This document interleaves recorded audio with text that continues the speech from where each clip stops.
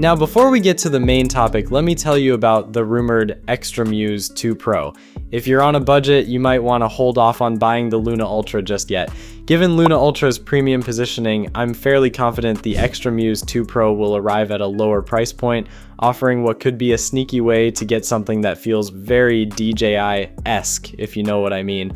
Anyways, one of the most interesting developments surrounding the DJI Pocket 4P is FrameTap.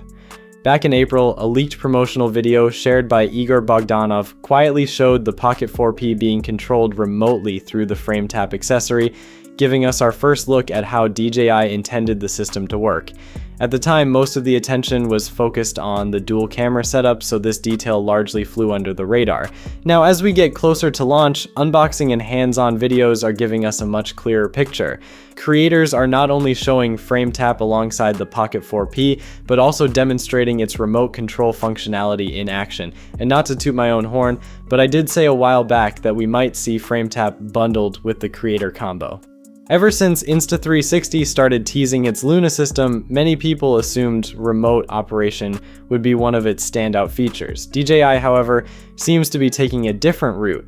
Instead of building a modular camera system, it's extending the Pocket ecosystem with a dedicated accessory that allows users to monitor and control the camera remotely. The end result may feel similar from a usability standpoint, but the approach is very different.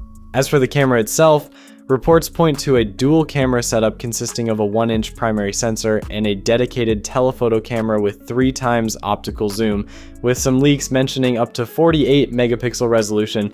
DJI is also highlighting the combination of 3-axis stabilization and active track, with zoom capabilities reaching up to 12 times. Another standout claim is an impressive 17-stop dynamic range, suggesting a strong focus on image quality and low-light performance.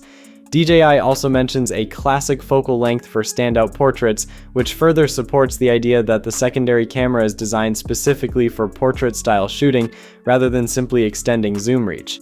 Other reported features include a new D-Log 2-color profile, 4K recording at up to 240 frames per second, and even in-camera live photos, something not traditionally associated with the Pocket lineup.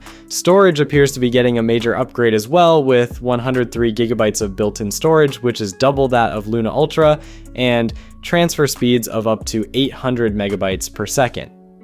Inside the standard package, DJI reportedly includes the Osmo Pocket 4P, a fill-light, portable carrying pouch, wrist strap, handle with a 1/4 inch thread, and a USB-C 3.1 cable. Meanwhile, accessories such as FrameTap, the wireless microphone transmitter, battery handle, mini tripod, and more appear to be reserved for higher tier bundles. So that's the latest on the DJI Pocket 4P. With launch getting closer, we should have plenty more details to talk about very soon. If anything new drops, I'll keep you posted. Peace.